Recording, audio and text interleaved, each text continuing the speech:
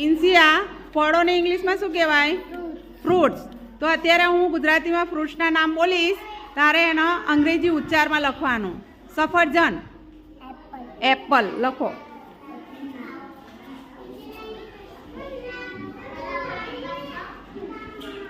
કેરી, mango.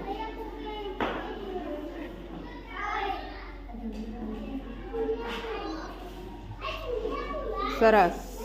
કેળું, banana લખો. Banana.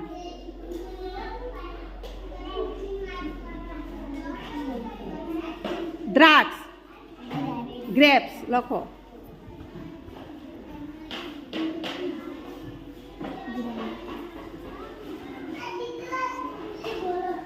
નારંગી, orange લખો.